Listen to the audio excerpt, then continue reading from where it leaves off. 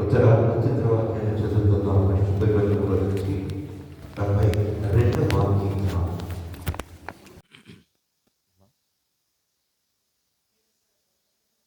నిన్న చదివేశారా 72? మరి ఈరోజు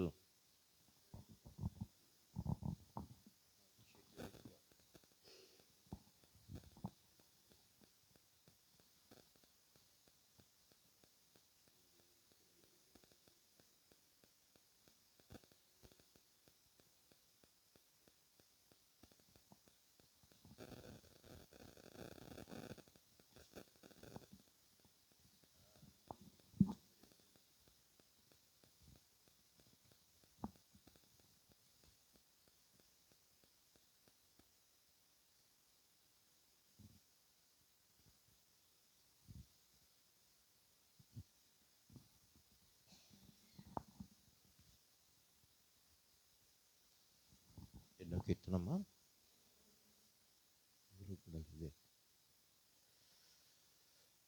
33వ కీర్తన సోమవారానికి వచ్చామా? ఓకే.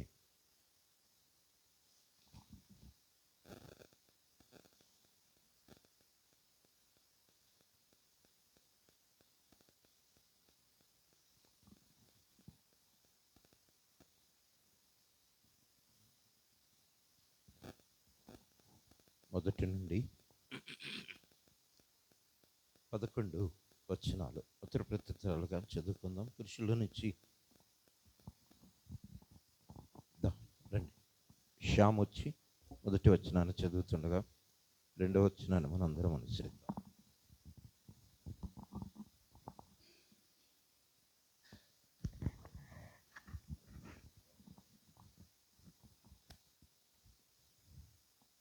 కీర్తనలు 33 అధ్యాయము 1 నుంచి 11 దాకా ఇలా రాయబడి ఉన్నది.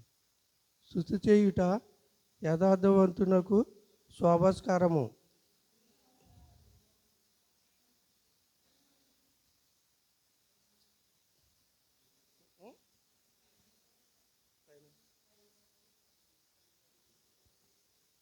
నీతిమంతులారా యెహోవాను బట్టి ఆనందంగాను చేయుడి.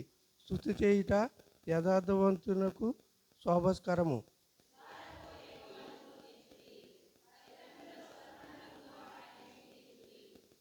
ఆయనను గూర్చి నూతన కీర్తన పాడుడి. ఉత్సాహధ్వనితో ఇంపుకు వాయించుడి.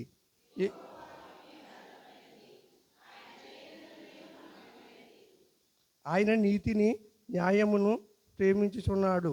లోకములో యెహోవా కృపతో నిండి ఉన్నది.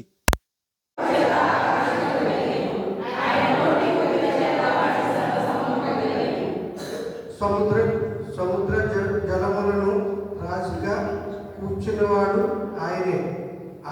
అనగా అగాధ జలములను కోట్లలో కూర్చున్నవాడు ఆయనే.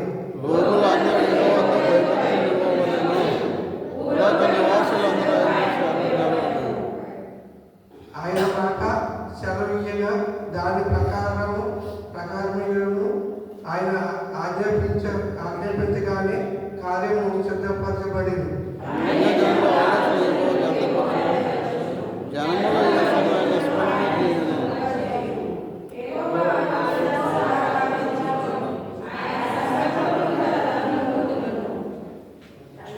దేవుడి వాక్యం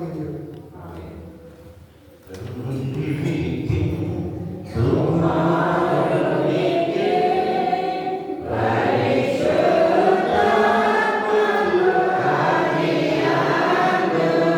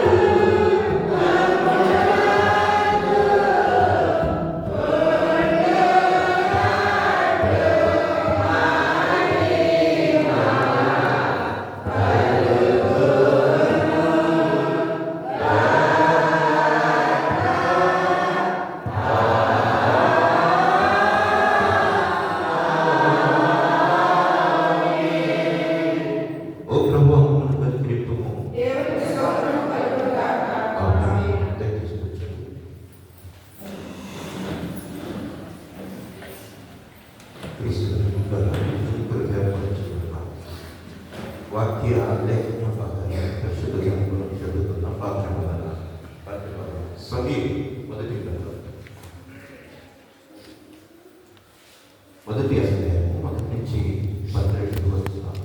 స్త్రీలు ఉంచుకరు ముందుకొచ్చి వాక్యాన్ని చదవాల్సిందిగా ప్రేమతో ఆహ్వానిస్తున్నాను. చిన్ని లైట్ సరిపోయిందమ్మా మీకు? Lighting okay. ఆ పక్కన ఉన్న లైట్ తీసుకున్నామ్మా.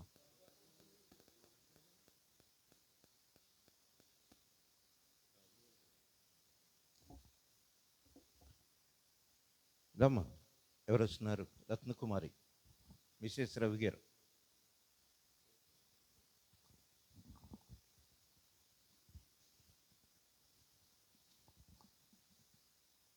సమూయేలు మొదటి గ్రంథం 1వ అధ్యాయం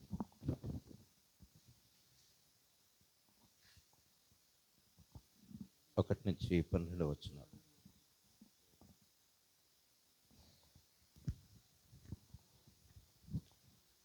సమూయేలు గ్రంథము మొదటి అధ్యాయం 1-12 వచనాలు ఇలా రాయబడింది.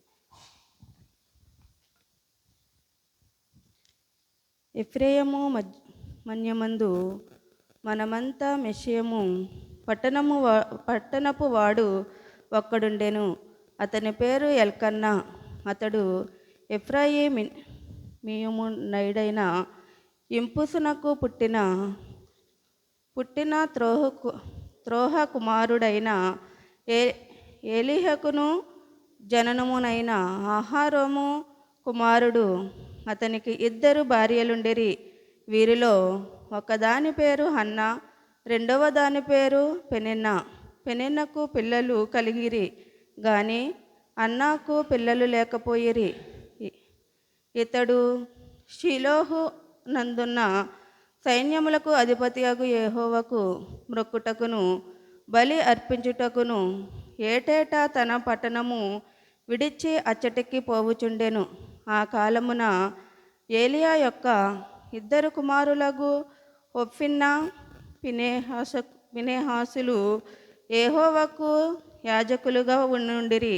ఎల్కన్నా తాను బలులర్పణ చేసినవాడు. తన భార్యగు పెనిన్నకు దాని కుమారులకును కుమార్తెలకును పాలిచ్చుచు వచ్చెను గాని హన్నా తనకు ప్రియముగా నున్నందున ఆమెకు 2 పాలు ఇచ్చుచు వచ్చెను. యెహోవా ఆమెకు సంతతి లేకుండా చేసెను. యెహోవా ఆమె సంతతి లేకుండా చేసి ఉన్న హేతువును బట్టి ఆమె వైరియగు పెనిన్న ఆమెను విసికించుటకై ఆమెకు కోపము పుట్టించుచు వచ్చెను. ఎల్కన్నా ఆమెకు ఏటేటా ఆ రీతిగా చేయుచునుండగా అన్నా యెహోవా మందిరమునకు పోవుచుండెల్లా అది ఆమెకు కోపము పుట్టించెను. గనుక ఆమె భోజనము చేయక ఏడ్చుచు వచ్చెను. ఆమె పెనిమిటి అయిన ఎల్కన్నా, హన్నా, నీవు ఎందుకు ఏడ్చు వచ్చుచున్నావు? నీవు భోజనము మానుట ఎలా? నీవు మనోవిచారణ ఎందుకు కలిగినది? 10 మంది కుమారుల కంటే నేను నీకు విశేషమైన వాడును కానా అని ఆమెతో చెప్పుచూ వచ్చెను. వారు షిలోహులో అన్నపానము పుచ్చుకునిన తరువాత హన్న లేచి యాజకుడైన ఏలి మందిర స్తంభము దగ్గర నున్న అసానా మందిరము కూర్చుని ఉండగా బహుదుఃఖ కాంతురాలై వచ్చి యెహోవా సన్నిధిని ప్రార్థన చేయుచు బహుగా ఏడ్చుచు సైన్యములకు అధిపతు యెహోవా, నీ సేవకురాలైన నాకు కలిగియున్న శ్రమను చూచి నీ సేవకురాలునైనా నన్ను మరొక జ్ఞాపకము చేసుకోమని నీ సేవకురాలునైనా నాకు మగపిల్లను దయచేసిన ఎడల వాని తల మీదకి క్షౌరపు కత్తి ఎన్నటికి రానియ్యక వాడు బ్రతుకు దినములన్నిటి నుండి నేను వానిని యెహోవాకు నీకు అప్పగింతునని మ్రొక్కుబడి చేసుకునేను. ఆమె యెహోవా సన్నిధిని ప్రార్థన చేయుచుండగా ఏలి ఆమె నోరు కనిపెట్టుచుండెను. ఎలా అనగా హన్న తన మనసులోనే చెప్పుకొనుచుండెను. ఈ వాక్యం ఇంతటితో పరి. థ్యాంక్ యూ అమ్మా. అదే రీతిగా సువార్త పాఠ్య భాగాన్ని కూడా చదువుకుందాం. లూకా సువార్త 1వ అధ్యాయంలో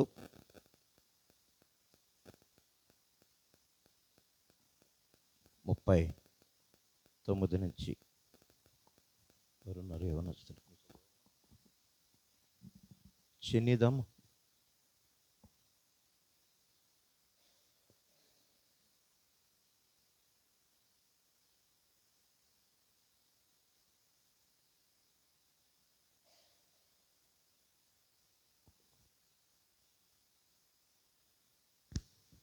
లూకా సువార్త 1వ అధ్యాయం 39 నుంచి 52 వరకు ఇలా రాయబడి ఉన్నది.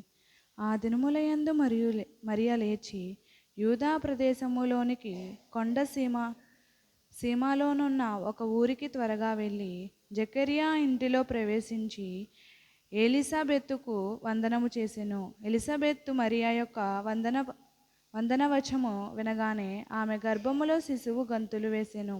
అంతటా ఎలిజబెతు పరిశుద్ధాత్మతో నిండుకొనిదై బిగ్గరగా ఇట్లనెను, స్త్రీలలో నీవు ఆశీర్వదింపబడిన దానవు, నీ గర్భఫలము ఆశీర్వదింపబడును. నా ప్రభువు తల్లి నా యొద్దకు వచ్చుట నాకెలాగూ ప్రాప్తించెను? ఇదిగో నీ శుభవచనము నా చెవిని పడగానే నా గర్భములోని శిశువు ఆనందముతో గంతులు వేసెను. ప్రభువు ఆమెకు తెలియజేయించిన మాటలు సిద్ధించును గనుక నమ్మిన ఆమె ధన్యురాలైనను. అప్పుడు మరియా ఇట్లనెను, నా ప్రాణము ప్రభును గనపరుచుచున్నది. ఆయన తన దాసురాలి దీనస్థితిని కటాక్షించెను. నా ఆత్మ నా రక్షకుడైన దేవుని యందు ఆనందించెను. సర్వశక్తిమంతుడు నాకు గొప్ప కార్యములు చేసెను గనుక ఇది మొదలుకొని అన్ని తరముల వారును నన్ను ధన్యురాలని అందురు. ఆయన నామము పరిశుద్ధము. ఆయనకు భయపడు వారి మీద ఆయన కనికరము తరతరములు కొండును. ఆయన తన బాహువులతో ప్రకారము చూపెను. వారి హృదయముల ఆలోచన విషయమై గర్విష్ఠులను చెదరగొట్టెను. సింహాసనముల నుండి బలవంతులను పడద్రోసి దీనులకు ఎక్కించెను. ఈ వాక్యం ఇంత పర్యంతం. థ్యాంక్ యూ తల్లి. వాక్యాలు చదివినటువంటి ముగ్గురిని కూడా దేవుడు దీవించి ఆశీర్వదించిన కనుక ఈ సమయంలో మనం ప్రార్థించుకుందాం. ప్రియ తల్లి రత్నకుమారి గారు వాక్యం కొరకు ప్రార్థిస్తారు.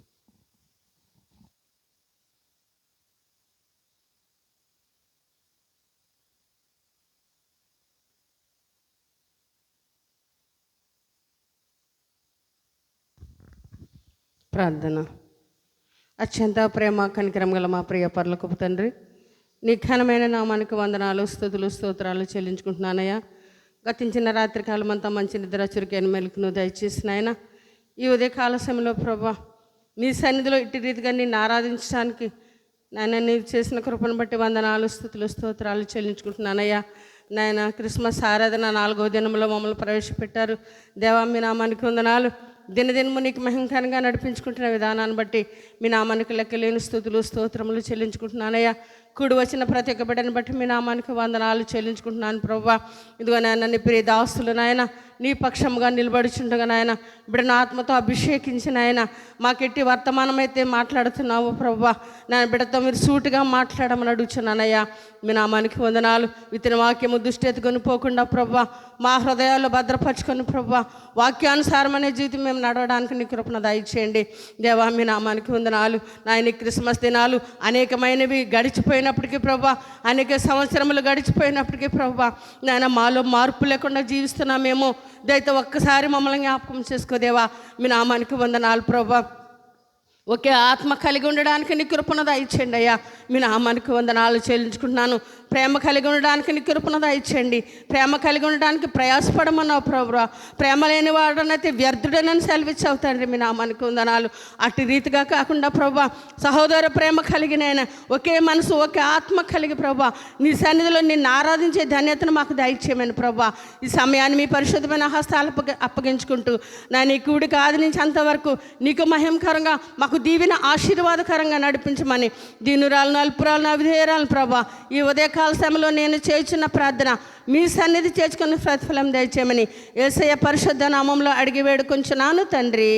ఆమేన్. ప్రభువైన యేసు నమస్కరింపరండి, నమస్కరింపరండి, నమస్కరింపరండి ఉత్సాహముతో. సర్వేశ్వరుండు నరరూపమెత్తి కన్యకు బుట్టి నేడు వేంచేసెన్. మానవ జన్మమెత్తిన శ్రీయేసు నీకు నమస్కరించి, నీకు నమస్కరించి, నీకు నమస్కరించి పూజింతుము. Thank you. క్రీస్తునందు ప్రియ దేవుని బిడ్డలారా, సంగమ పెద్దలారా, మీ అందరికీ ప్రభునామం పేరిట వందనాలు తెలియజేస్తూ ఉన్నాను.